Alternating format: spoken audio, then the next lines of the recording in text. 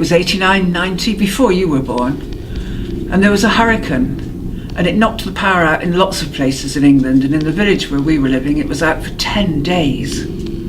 Now I was working up near London at the time, and your dad was working nights, so it meant by the time I got back from the office he'd gone.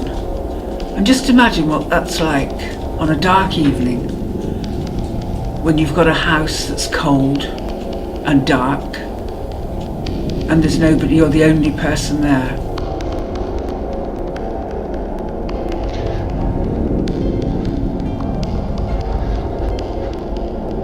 I used to stay as late as I could in the office and probably get home about 10 o'clock at night.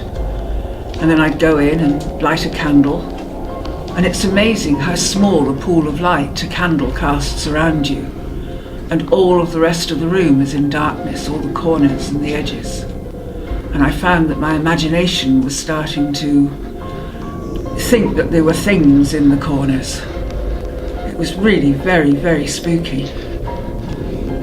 And so what were you imagining was in the dark, you know, like what sort of things did your mind conjure up? It was nothing human, not burglars or anything. It was more, I suppose, ghosts.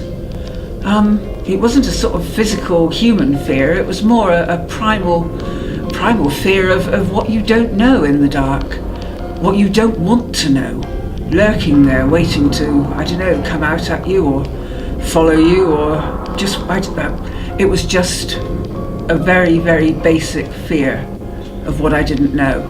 So I'd take my candle and I'd go upstairs and along the corridor to the bedroom, and there's more corners and more shadows. And basically I'd just hope I could go to sleep as fast as I could, and when I woke up it would be daylight. Because that was very, very scary, very spooky. And so would you say that fear was created by your mind? You know, was there any history of ghosts in the house or, you know, anything like that? Or would in you say that house, no. I'd never had so much of a suspicion of a ghost in that house, and we'd lived there 3 years. So yeah, I guess it was created out of my own mind.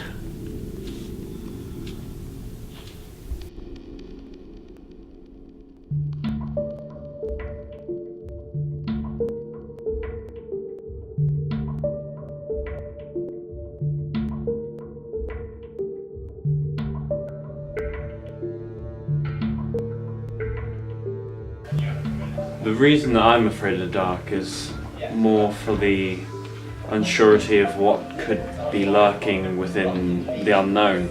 And because you can't see it, I think it's more scary in that fact. I'm not that scared of the dark in the sense of the dark itself, but more what could be there. It's had a great effect on me as a child. Like, I was never a really good one for sleepovers, and until I was about 14 I always slept with the light on because I was that scared of the dark. And also not having that reassurance that there was nothing there was a bit more worse, and also having a very vivid imagination also made nights a lot scarier. I have to say the worst thing that I ever experienced was when, after I had a nightmare, I woke up and it was pitch black, and I was about 11 at the time, and I'd never screamed so much in my life. It was just so scary.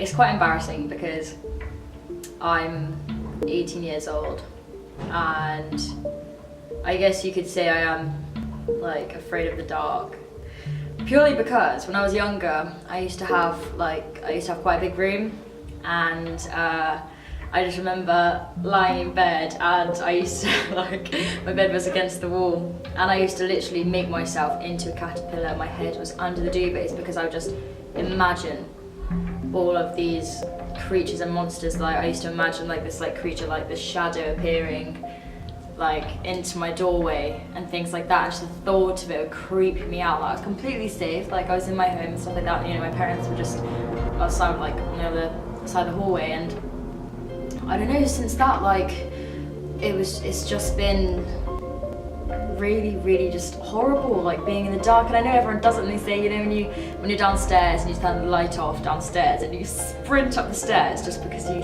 think, and that's it, it's literally my imagination playing with me, and it's me just being really paranoid. But I think that's what it is, because I've always had a really strong imagination, and I just come up with all this stuff, and it plays on your mind, and even though, you know, there's absolutely nothing there, it's still there playing with you. I think I've done it seriously. I did it like yesterday. I was coming upstairs to bed and just like quickly turn the light off and just sprinted up the stairs like, what's behind me?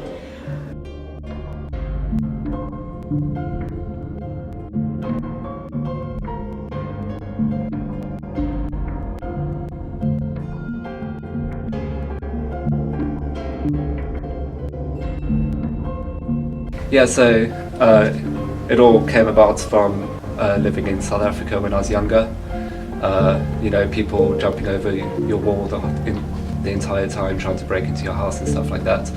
Obviously, I had a bedroom on the back of the house, so it would be my window they were knocking on and stuff like that. And it's just something that gets embedded in you from a child, and I think it stays with you throughout the rest of your life. So, yeah, I mean, I think human beings, we naturally, you know, live during the day, sleep at night time. So when night time comes along, we naturally get more paranoid at night.